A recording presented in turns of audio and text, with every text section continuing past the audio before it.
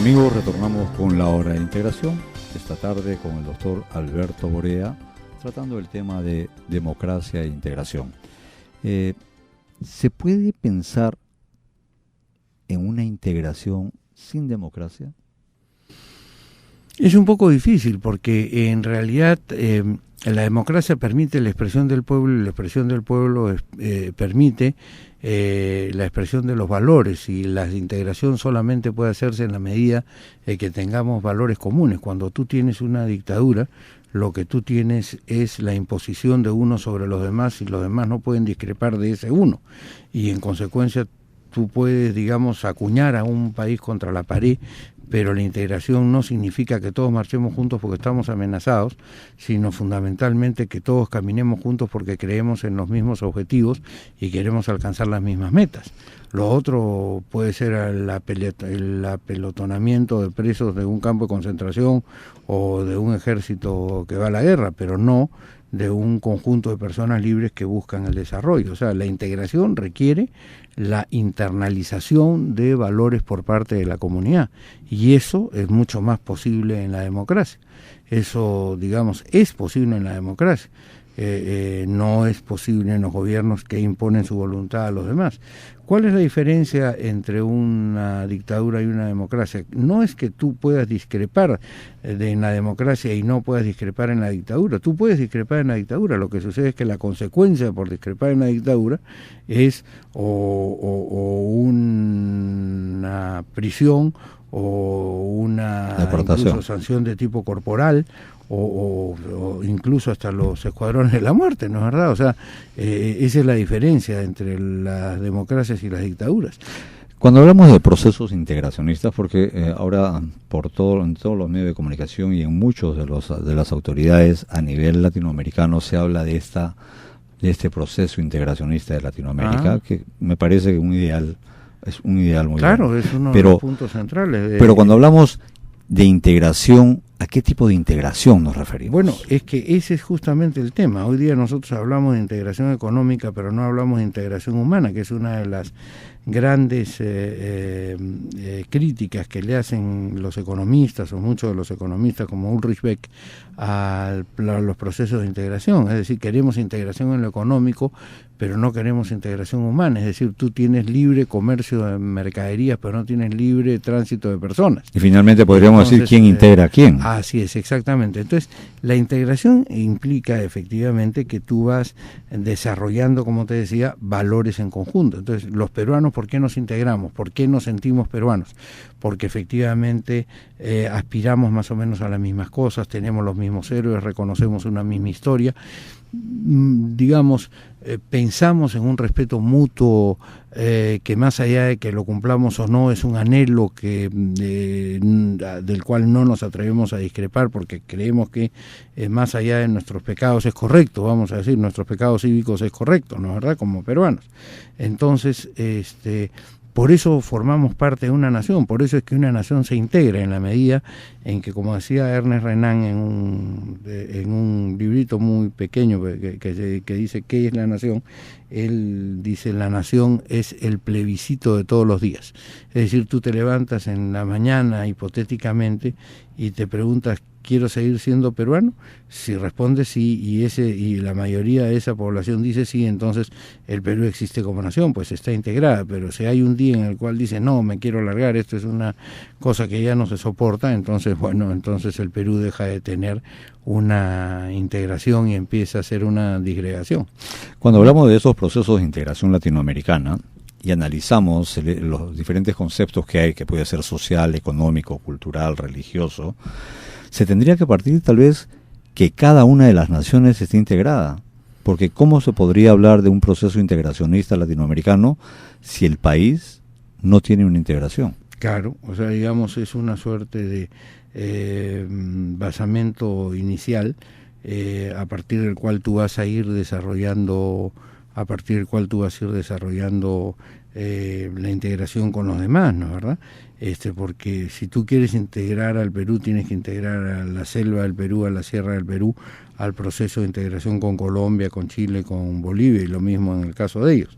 Entonces, por eso es que, y bueno, en eso tenemos cierto entrenamiento, se supone que hay un proceso de integración más o menos consolidado en cada uno de los estados-naciones. No te olvides tú que la formación del Estado moderno, del Estado que nace a la caída de las monarquías absolutas, se da sobre la base de una nación, es decir, sobre la base de este conjunto sociológico que está unido por distintas razones, por lengua, por creencias, ¿no es verdad? Y sobre eso se constituye un Estado. Entonces en el Perú podemos discrepar mucho, pero nos entendemos peruanos, ¿no es verdad?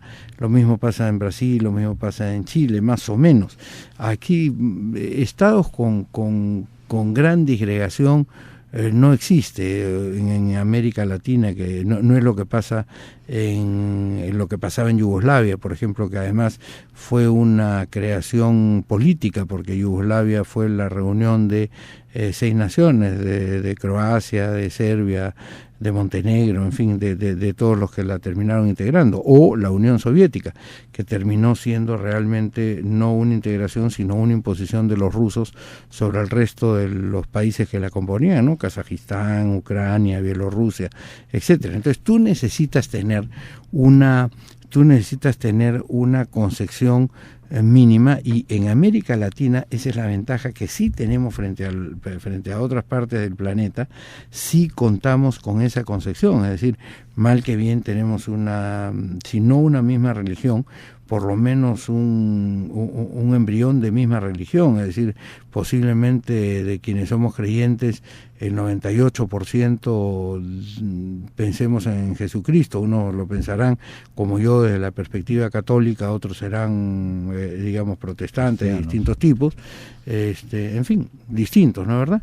Tenemos más o menos la misma lengua, en el caso nuestro tenemos el español y el portugués, que es bastante parecido, nos entendemos, un poquito de francés en Haití, digamos, ¿no, verdad? Claro, pero hablamos... además hay otros valores, creemos en la democracia, creemos en la libertad, aspiramos a eso. Nunca has escuchado a un pueblo en su sano juicio en estos que dice viva la dictadura. O sea, cada vez que alguien sale a decir viva la dictadura, siempre hay un grupo muy importante que sale a protestar contra eso, ¿te das cuenta, no? Doctor, pero por ejemplo, cuando nosotros hablamos de procesos integracionistas, en el caso concreto del Perú, y cuando tenemos esta variedad de etnias que hay, y no solamente etnias, sino que nosotros dividimos costa, sierra, selva, el quechua, el aymara y todas las demás lenguas que hay en la selva, ¿cómo podemos hablar un proceso de integración cuando muchas veces la lengua madre de los peruanos está siendo variada o está siendo absorbida? Bueno, pero es que mira, si tú quieres integrar, o sea, la integración pasa por el hecho de que al final de cuentas todos tengamos o vayamos teniendo poco a poco una identidad común, que es lo que ha pasado, por ejemplo, con los Estados Unidos. A diferencia de lo que pasó en Rusia, en los Estados Unidos eran 13 colonias distintas, diferentes unas de otras, y se reúnen en un pueblo, y a partir de ahí comienzan a desaparecer las diferencias, y son lo que hoy día vemos, que son los Estados Unidos. Es una nación. Es más, las personas que llegan a los Estados Unidos normalmente se integran a la nación de los Estados Unidos, absorben esos valores, ¿no, verdad?